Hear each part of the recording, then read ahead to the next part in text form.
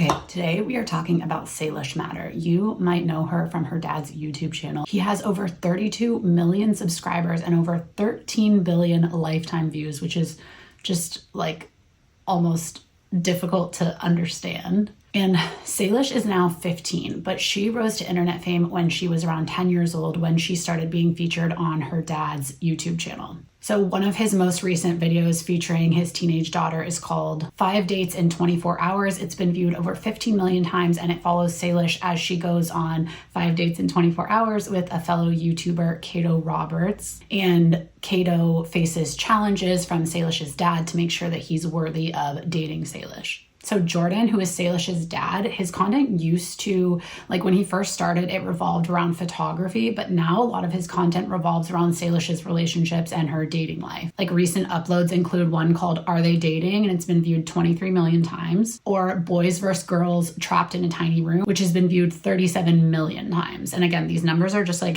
literally difficult to understand. So I recently sat down with Salish and Jordan via Zoom to talk to them about Salish's new skincare launch, what it's like to be a child and now teen influencer, and basically all the questions that you want to ask. So when we sat down, I asked Salish if she thinks that it's strange that videos about her dating life garner tens of millions of views, because like she is only 15, right? And it's her dad's channel. She says, well, when you put it that way, it sounds crazy, but I don't really think about that. It doesn't feel like I'm filming a video. It just feels like I'm hanging out with all my friends. And Jordan, for his part, said that when the videos that they make are about Salish's dating life, that he tries to kind of like take a back seat. He said, obviously, as she gets older now, what everybody's fascinated in is who is she dating? I take a hands-off approach to that because I feel like if I get too involved in creating content about her and boys, that starts to get a little complicated. So he said that kind of their production team takes over when it's about Salish's dating life. But then I was like looking through their recent videos, and there was one called My Daughter's Secret Crush that was viewed 33 million times, where Jordan takes a starring role as he interviews potential suitors that are interested in his daughter. But the reason that I was talking to Salish in the first place, other than the fact that she is obviously a big deal in the YouTube and just the social media world in general, is that because in September, she launched her skincare line. It's called Sincerely Yours, and she launched it at a New Jersey mall, and over 87,000, wait a second, just take that in for a second, 87,000 people showed up to try to meet her and to attend this launch. Salish told me, I can't believe that many people wanted to come support me. It was so insane. And Jordan said that he felt euphoric when he saw that many people were supporting his daughter. Salish was only able to do a meet and greet with about 500 fans before police actually shut down the event due to safety concerns because there were so many people. And I think that this is so fascinating because it really shows just like the parasocial relationship that people have with influencers is so intense that 87,000 people came out to see this 15-year-old influencer. Like, I don't know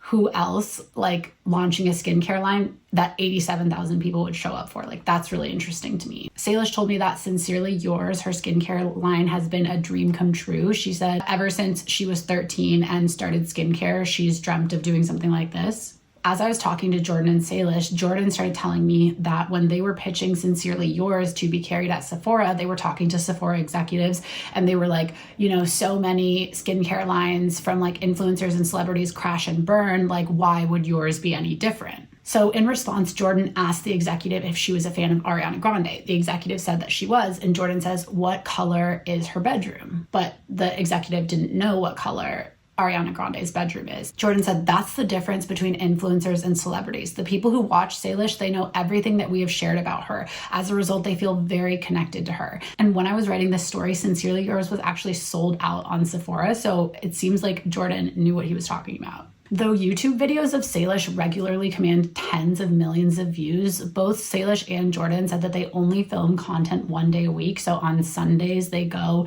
and do an entire day of filming. Every other day of the week, they said that Salish is a normal teen, although I really I don't know, it's just so interesting to think about being like a normal teen, but you have tens of millions of followers and subscribers and a sold out skincare line. Like, there's only so normal that I feel like you can be. But Salish said, I feel like I'm the same as anybody else. I mean, I am the same as everybody else. And then there was this super interesting moment where She said that no one at her school treats her any differently. And then Jordan, her dad, kind of interrupted and he said, wait, hold on though. What about after the events in the skincare? And you said that the freshman boys were taking the opportunity. So he was kind of like prodding her to like tell this story that she had told him before. And Salish was like, no. And she kind of like gave him a look. And then Jordan turns to me and goes, do you see that look that she just gave me? That's the look that says, I'm not doing this scene. And so we kind of seemed like that was a personal story and Salish did not want to share that with me. So we kind of skipped over that, but it was like kind of interesting, like a moment with like the facade. And of course I had to ask Salish and Jordan about the growing conversation around the ethics of child influencers. I mean, you guys know this and I have so many videos on this, like can kids even consent to being in content? Is it right to kind of take their privacy in this way? And Salish says that she totally understands and she feels for those kids, but that it's not her experience. So she said, I feel like we do it very well. I love working with everybody so much on Sundays, but I think that's true for some people, which is very sad, but not for us. And Jordan says that he agrees. So I'm going to read this quote specifically because I want to make sure that we see what he said. So he said, there are families that have exploited, or whatever word you want to use, their children for their own financial gain in a way that's harmful to the kids. For me, my fear is that she looks back on this time and regrets doing it. We do try and prioritize fun and her enjoyment of the process first and the views and the creative second. I think that that's really interesting, but it's like, okay, you are trying to like have fun and like prioritize the fun and all of that, but it is a business, right? And it's a huge business. And that's what I said is like, okay, you are trying to have fun, but like you do have to understand that like this is a business. And obviously they do understand that because they've been very successful. And Jordan said it is a business and we've been fortunate to be successful at it. You can say we've achieved anything we could have imagined achieving. At this point, we're building memories. I feel comfortable that when she looks back on all of this, she'll look back on it fondly. So that's really interesting. And I do think that there's a lot of people in the child influencer space that think that every child influencer is going to grow up and hate their parents and hate their career and whatever. And I just don't think that's true. I think the truth is a lot more complicated. And there are kids who really love this and who will love this and who will never have to get like a 9-to-5 job because they have tens of millions of YouTube subscribers before they're even 18, right? So I think it's really important to talk about the complexities and not to just say, oh, every child influencer is miserable, because I just don't think that's true. So near the end of our conversation, we were kind of like finishing up and a PR representative who was on the call chimed in and asked Salish what success looks like to her or what she thinks success in the future will look like.